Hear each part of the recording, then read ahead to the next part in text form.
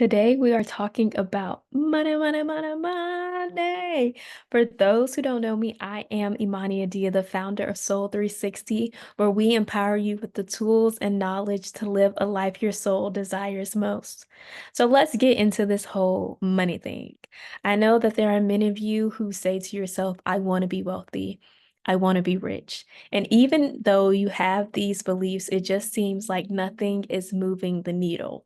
And here is where I'm going to encourage you to look at those underlying beliefs that you have about money.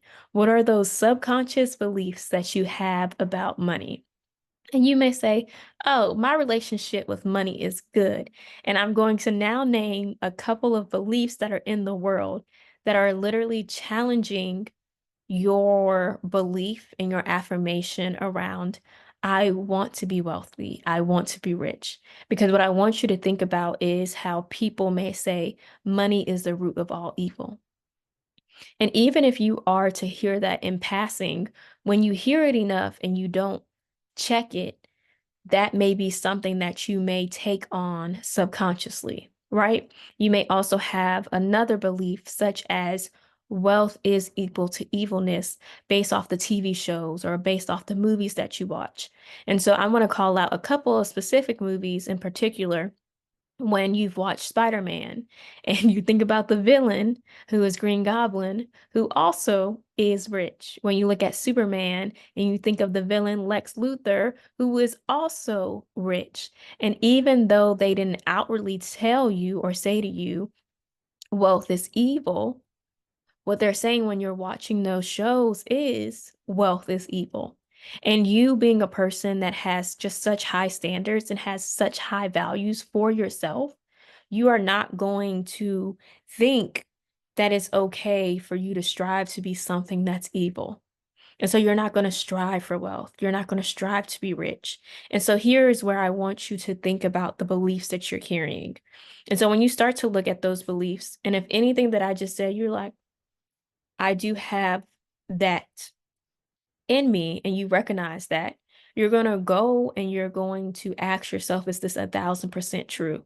And then you're going to look for proof that tells you the opposite of those different beliefs, specifically around wealthy people being evil and that you can't build a company, a sustainable company and a successful company built with integrity and built around actually serving people. Because when I think of wealth, I think about how I'm able to serve others. When I think of wealth, I think about the impacts that I'm able to make. Money is simply a tool. There are people who are bad and do bad things with money, and then there are people who are good and amazing and they go on to do amazing things with money. And that's the bucket that I fall into, and I'm sure that's the bucket that you're falling into as well. Because what you then say to yourself as you're creating these beliefs and really using money as a way for you to do amazing things and create this impact, what happens is that you are affirming the fact that you can indeed create businesses and you can indeed do things that allows you to be wealthy and still be a great human being, allows you to be a great soul, that allows you to be in alignment with your soul. And I literally think about wealth and I think about the money that is to be made through service, right? There are literally products in the world that are helping people.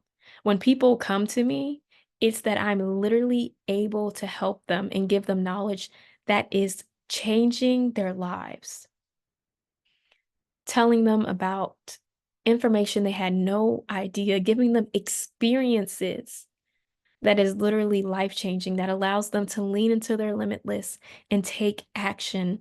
And so when I say I want to be wealthy and I want to be rich, I'm at peace with it because I know that when I say those things, I not only get served, but others get served in a way the world needs.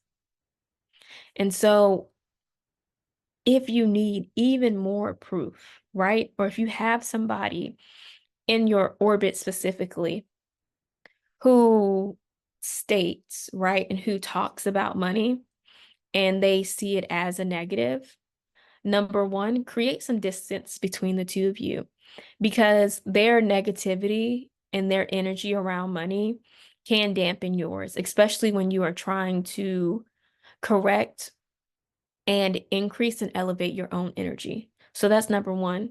And number two, it's nothing like showing people proof.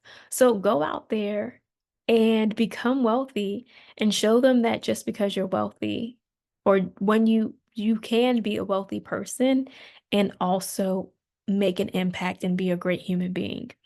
And I personally think about people like Rachel Rogers, the founder of Hello 7, who saw that there was a need for underrepresented and underestimated founders to be supported and to be guided on their path into entrepreneurship and in entrepreneurship. And let me tell you, you got to pay Rachel for her time. But she's an amazing person, it seems like the way from what she's built. You know what I'm saying? So it's like you're looking at what she has done, and she's served so many people at a high level, and it's still getting paid and still accumulating wealth, not only for herself, but also for her family. I also think about Janice B. Howard. She was the first African American woman to have founded and also operated a multi-billion-dollar business, and she did it with integrity. She truly did, and now she shares her methods of success with other people. And then I also think about Dr. Erica Jordan Thomas, who believes that all educators should be millionaires. And I love her mission because what she's saying is that the mindset that millionaires bring to the workplace and the value that they bring to the workplace is literally worth millions of dollars. And I love that. And another thing that she does that I recognize as so valuable for other people to learn from, and I know it's probably something that people within her company appreciate, is that she has a company-wide shutdown during the holidays and also during the time during spring as like a spring break. How many companies do you know do that? But what I hear her say as a leader, as an entrepreneur, as a visionary, is when my people are well rested, we perform better. When we are well rested, we perform better. She realizes that shutting down that company, whatever money they didn't make that week, she does not sweat it. Because when you have people who are rested and rejuvenated and ready to get back to work, their creativity is flowing, would make way more than what she quote unquote lost in that week. And so what I see and what I just gave you were only a few examples of people literally reimagining what it looks like to be in the workplace, reimagining what it means to be wealthy, reimagining what it means to be a person with wealth. Because having wealth and being a person with wealth also means having integrity and moving from a place of love and moving from a place of awareness and moving from a place of intentionality. And so know that wealth is your birthright. And so if you are at a place where you're struggling, really just take this time to sit down and see what your beliefs are around money and to check them and to do the research and look for other people who are creating businesses and being leaders in the industry and giving back and just doing all the things while still being an amazing human being. And so know that wealth is yours. And until next time, go be limitless.